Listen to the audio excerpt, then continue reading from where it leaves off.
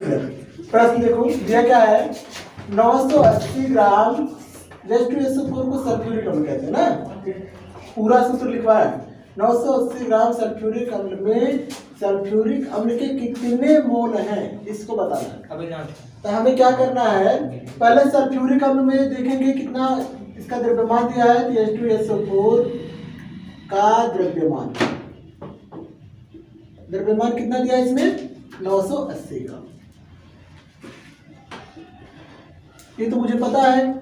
जब हम मोलों की संख्या ज्ञात करते हैं किसी भी यौगिक के मोलों की संख्या जब ज्ञात करना पड़ता है तो उसका फार्मूला होता है उस यौगिक के मोलों की संख्या बराबर यौगिक का द्रव्यमान बटे उस यौगिक का अणुभार। तो जब अणुभार निकालना पड़ता है तो यौगिक कौन सा है सल्फ्यूरिक अम्ल, इसका हमें क्या निकालना पड़ेगा अणुभार।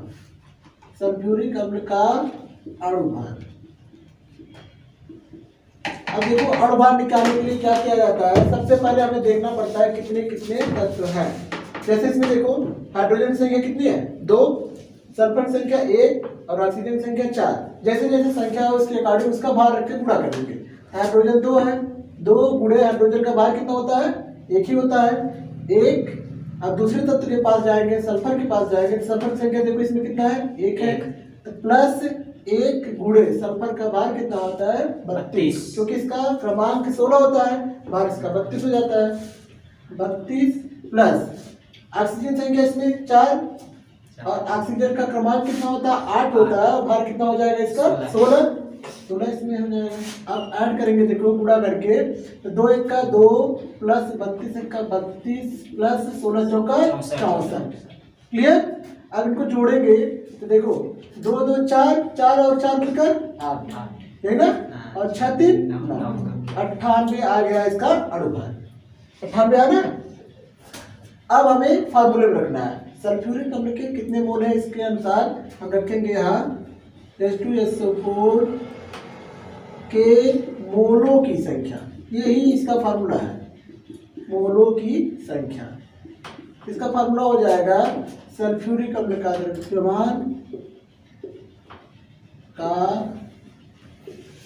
द्रव्यमान बटे सल्फ्यूरिक अम्ल का अणुभार है ना।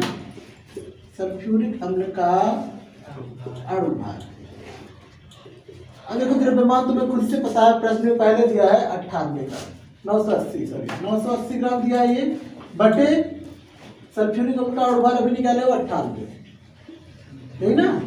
अब देखो इसको 980 को हम क्या लिख सकते हैं 98 गुणे 10 ऐसे लिख सकते हैं बटे 98 से 98 कैंसिल बचा क्या सिर्फ 10। यही आ गया कितना 10 मोल इसका आंसर। सल्फ्यूरिक अम्ल के मोलों की संख्या का मान कितना आ गया 10 मोल। क्या हो जाएगा 40 ग्राम हाइड्रोजन सल्फाइड में हाइड्रोजन सल्फाइड के कितने मोल हैं। अब जब मोल की संख्या ज्ञात करना होता है हमें किसी भी यौगिक का, उसका फार्मूला क्या होता है जो हम यहाँ पहले हम बताते हैं। क्या है हाइड्रोजन सल्फाइड के मोलों की संख्या बराबर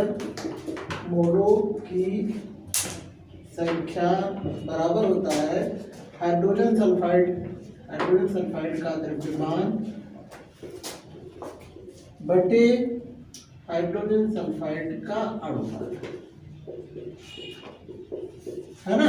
अब द्रव्यमान देखो प्रश्न में ही दिया है हाइड्रोजन सल्फाइड का द्रव्यमान कितना दिया 340। हाइड्रोजन सल्फाइड का द्रव्यमान दिया है 340 ग्राम। अब हमें क्या करना है इसका अणुभार निकालना है। इस प्रश्न में अणुभार नहीं रहता तो निकालेंगे हाइड्रोजन सल्फाइड का अणुभार। अणुभार निकालेंगे देखो हाइड्रोजन संख्या कितनी इसमें 2, तो यहाँ पहले 2 लिखेंगे। उसके बाद हाइड्रोजन का भार कितना होता है 1 होता है 1।